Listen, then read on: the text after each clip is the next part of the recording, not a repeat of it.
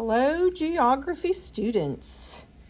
We have attempted multiple different videos and they're not working for us, so we're going to try and text this and make it a little bit shorter because we seem to be having some technical difficulties here. So I wanted to go over your homework with you first that you did last week, and then go over what you need to be turning in for this week. So for last week, your homework, we were starting on Europe. This is obviously my copy. We read through some of these items in class, and as you can see, I've got my clip up there so I know what page I'm on. You were to read through the I didn't know about Europe. And then on the back of that is the map it, which you are to have completed for this week. So I've done mine. Let me show you what mine looks like. And then I'll go over where I found this information in the book. So here is a wide picture of my homework. And if I go in a little closer, I had to sharpen my pencil because we have a lot of information in a very small space. You can see that when I did the like the peninsulas, the Iberian Peninsula, the Scandinavian Peninsula, and when I did the different countries, Norway, Sweden, Finland, Germany, Spain, and France, I used a pencil. Let me grab my pencil really quickly, which should be here somewhere. Ha ha ha. I put it in my pencil box.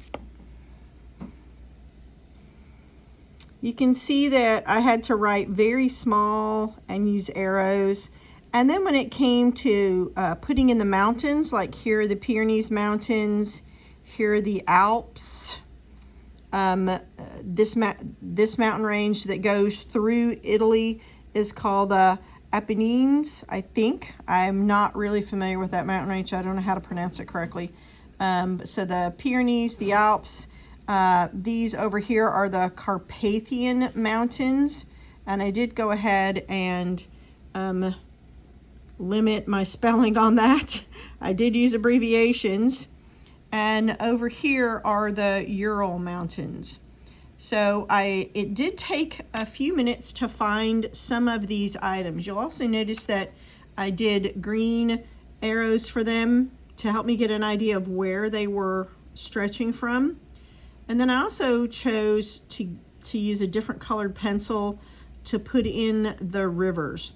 Now the mountains and the rivers are a little bit difficult to mark on your map. Especially this is the Danube River, and you can see that it stretches from the center of Germany all the way down to the Black Sea. This is the Rhine River. I've got that right there. This is the Elbe River. This is the Rhone. Are there any other rivers? Oh, here is the Volga. And the Ural. The Ural was especially difficult to find using the maps. Let me show this to you in our book. So if you will turn to the pages of, start at 85 in your book. Up here, start at page 85.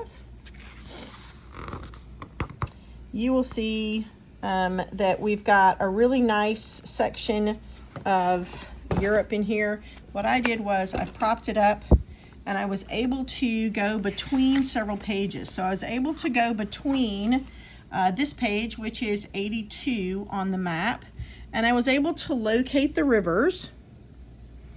So here's the Elbe, here's the Rhine, here's the Danube, and I was kind of able to see where they were, but on this map you don't have the countries, the borders of the countries delineated.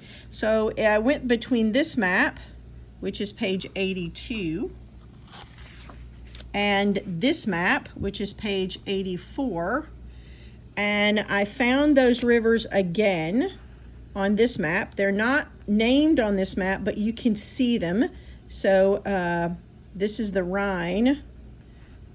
And I found the map, I found the river first on this map, and then turned it. There it is again. And now I knew where to put it based on the borders on my map. I did the same thing with the mountain ranges. They are listed on this page. So there are the Pyrenees, there are the Alps, the Carpathian Mountains, and the Ural Mountains. And then I turned over to this page and located them again on this page, only I used the borders this time to find out where they were. Like the Alps are directly north of Italy. So I found Italy. There's the Alps on here, and just made those little green those little green triangles. So that's how I did it. It took a little bit. Ural River was the most difficult. It is in this line right here and empties into the Caspian Sea.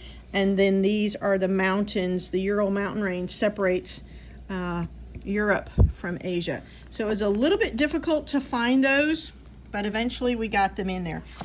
Your homework for this week is going to be to turn your page over, and you will have the United Kingdom up close with a map it section.